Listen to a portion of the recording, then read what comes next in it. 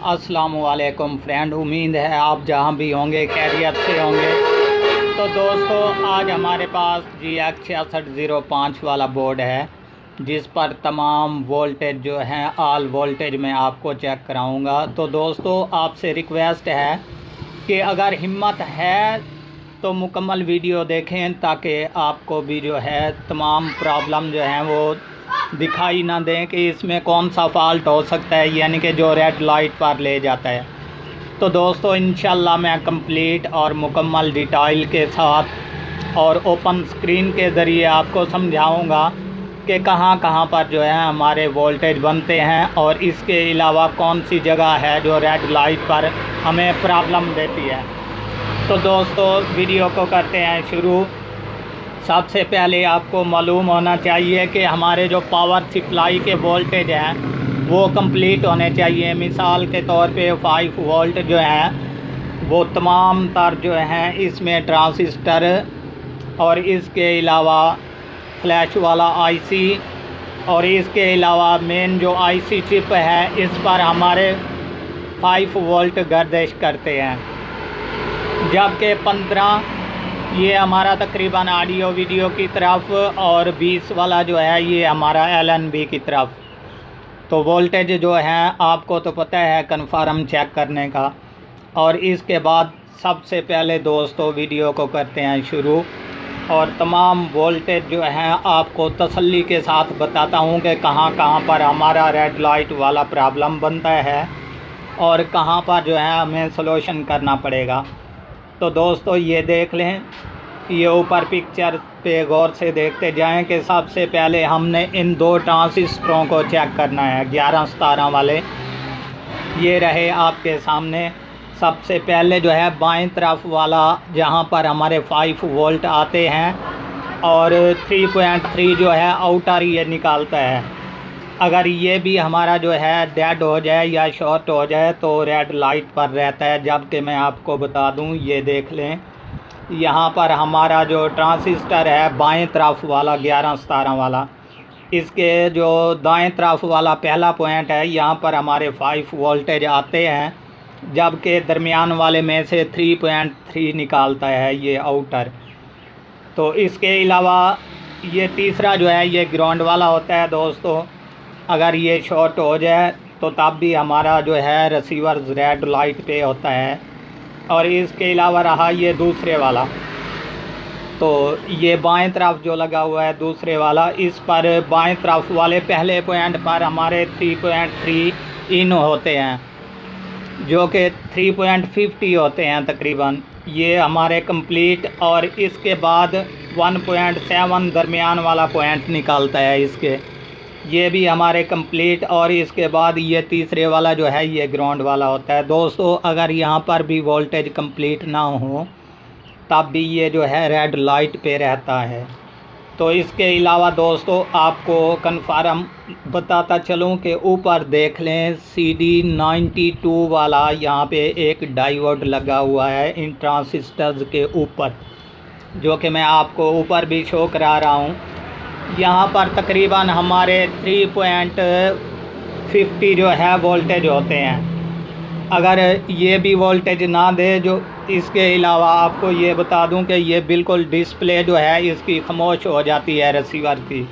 अगर ये डेड हो जाए, आगे वोल्टेज ना शेयर करे, तब भी जो है ये डिस्प्ले भी नहीं दिखाई देगा और ना ही रेड लाइट दिखाई देगा। तो इस पर भी हमारे दूसरी तरफ जो है बाएं तरफ 5 वोल्ट आते हैं और दाएं तरफ जो है आउटर ये 3.50 निकालता है।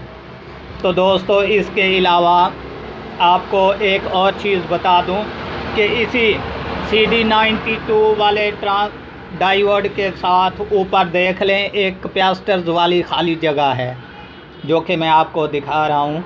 इसमें 2 रेजिस्टेंस लगी हुई हैं दोस्तों, ये एक ऊपर बड़े वाली, एक ये नीचे छोटे वाली। अगर इनमें इसके दरमियान में भी कोई ये रेजिस्टेंस डेड हो जाए तब भी जो है ये रेड लाइट पर रहता है। जबकि मैं इसके भी वोल्टेज चेक करा दूं, ये देख लें, ये मैं ऊपर वाली रेजिस्टेंस पे दिखा रहा हूँ, यहाँ पर 3.3 हमारे कंप्लीट, और इसके अगले हिस्से पर भी 3.3 कंप्लीट हैं। इसके अलावा रही ये छोटी रेजिस्टेंस, यहाँ पर भी 3.3 कंप्लीट, ऊपर वाले हिस्से पर नीचे भी जो हैं ये भी कंप्लीट हैं। तो इसे कैसे चेक करना चाहिए कि हमारी ये दोनों रेजिस्टेंस ओके हैं या नहीं। तो दोस्तों आपको कन्फर्म बताता चलूँ, ये देख लें जहाँ पे खाली कैपेसिटर्स वाली जगह है, इसकी प्लस वाली जगह पर हम मीटर लगाएंगे, यहाँ पर 3.3 हमें दिखाई देंगे, तब जाके जो है आप कन्फर्म कर सकेंगे कि हमारी ये जो रेजिस्टेंस हैं ये ठीक है। अगर इस कैपेसिटर के प्लस वाली जगह पर 3.3 नहीं होंगे तो हमारा यहाँ पर छोटी या बड़ी रेजिस्टेंस में फ़ॉल्ट बन सकता है रेड लाइट का। इसके अलावा रहा दोस्तों, ये आईसी की तरफ जाते हैं, यहाँ पर कैपेसिटर्स हैं 2 बड़े वाले, ये देख लें हमारा ये ऊपर वाला जो कैपेसिटर्स है यहाँ पर वही 3.3 जो है मैंने जो बताए हैं ऊपर खाली कैपेसिटर वाली जगह से यहाँ पर कन्वर्ट हो रहे हैं। अगर यहाँ पर भी वोल्टेज ना हो या ये कैपेसिटर शॉर्ट हो जाए तब भी ये रेड लाइट पर चला जाता है। इसके अलावा रहा ये नीचे वाला, तो इसके ऊपर वाले पॉइंट पर ग्राउंड होता है और नीचे वाले पॉइंट पर मैं लगाता हूँ तो यहाँ पर 1.7 ये मिलते हैं हमें। तो ये हमारा हिस्सा कंप्लीट हो गया दोस्तों। अब रहा इसके बाद फ्लैश आईसी का, तो इस पर भी बताता चलूँ दोस्तों। सबसे पहले ये जो निशान वाला है बाएं तरफ नीचे वाला पॉइंट, ये पॉइंट नंबर 1 होता है, जो कि यहाँ पर हमें 3.3 मिलते हैं, ये हमारे कंप्लीट। और इसके बाद ये दूसरे वाला जो है यहाँ पर हमें तकरीबन दूसरे वाले पॉइंट पर जो है हमें मिलते हैं 2.50। तो इसके अलावा रहा ये तीसरे वाला, तीसरे पर भी 3.3 हमें मिलते हैं, जबकि ये चौथा ऊपर वाला ग्राउंड वाला होता है। इसके अलावा रहे दोस्तों ये बाएं तरफ वाले पॉइंट, यहाँ पर मैं लगाता हूँ, ये देख लें सबसे ऊपर जो 5वां पॉइंट है यहाँ पर 2.30, ये भी हमारा ओके और क्लियर। और इसके बाद रहा ये छठे पर जो है हमारे कोई वोल्टेज दिखाई नहीं देंगे। तो दोस्तों इसके अलावा रहा ये 7वां और 8वां, जो कि आपस में नीचे से ज्वाइंट होता है, तो यहाँ पर हमें 3.3 मिलते हैं। तो दोस्तों काफ़ी दोस्त जो हैं मिसाल के तौर पे अगर काविये की मदद से ये निकालते हैं फ्लैश वाला आईसी, अगर इसके नीचे वाले ये जो 2 पॉइंट हैं 7वां और 8वां, इसमें से अगर कोई नीचे वाला जो जहाँ पे हमारी अटैचिंग होती है वहाँ वाली जगह अगर डेड हो जाए तो आप इसको आपस में ग्राउंड कर दें, ये कंप्लीट हो जाएगा। और इसके बाद दाएं तरफ जो है ऊपर वाला, सबसे ऊपर वाला जो है ये ग्राउंड वाला होता है अकेला, और इसके बाद बाकी तमाम जो इसमें पॉइंट हैं वो सब के सब मेन आईसी में से आते हैं।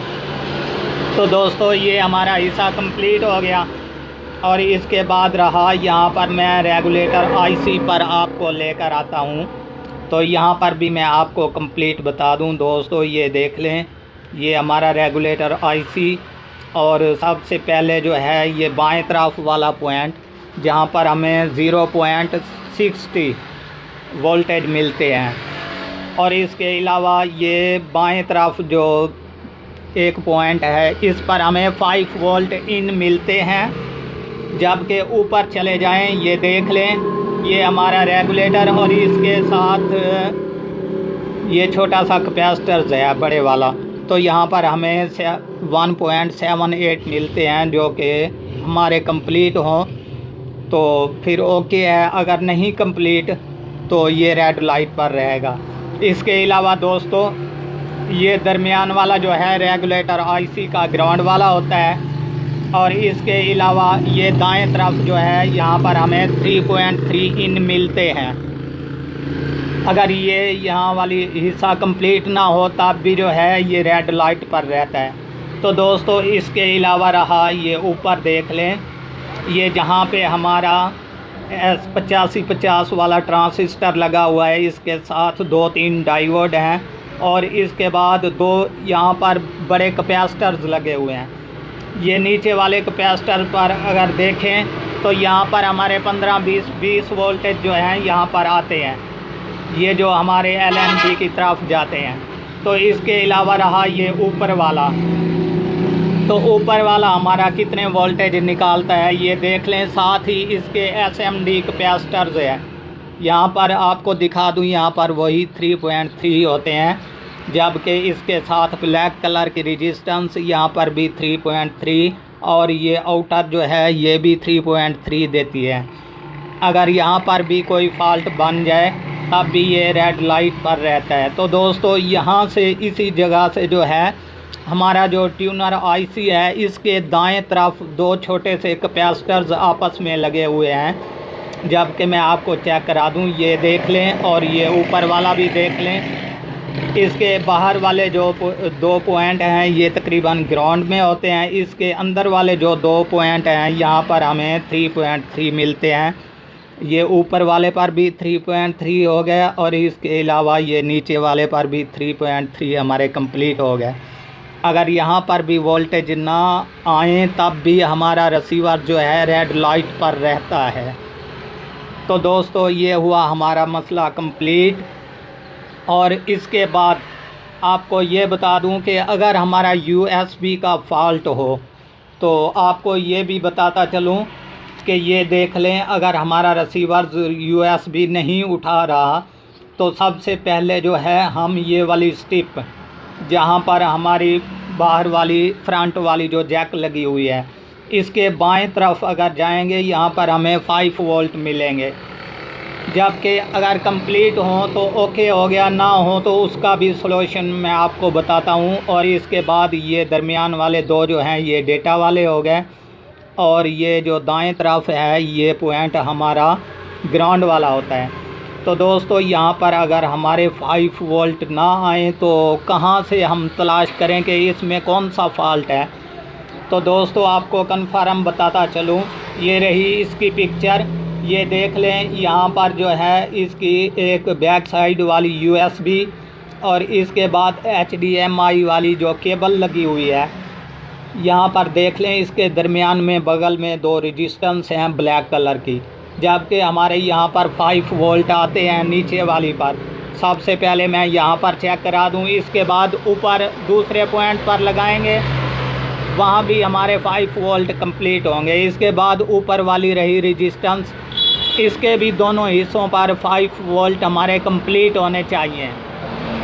अगर किसी रेजिस्टेंस पे एक हिस्से पे जो है ये वोल्टेज दे और दूसरे पर ना दे तो समझ लेना ये आपकी रेजिस्टेंस डेड है।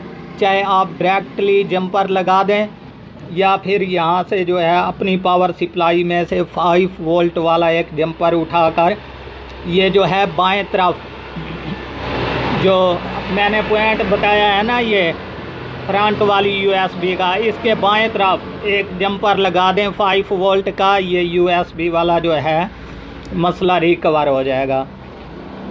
तो दोस्तों उम्मीद करता हूँ कि इंशाल्लाह आपको ये वीडियो पसंद आई होगी और आपके जहन में भी काफ़ी सारा जो है काम ये बैठ गया होगा कि हमारे फॉल्ट कहाँ कहाँ पर बनते हैं। तो दोस्तों अगर ये हमारी वीडियो पसंद आए तो हमारे चैनल को ज़रूर सब्सक्राइब कीजिएगा और देखना ना भूलिएगा हमारा YouTube चैनल खान पॉइंट।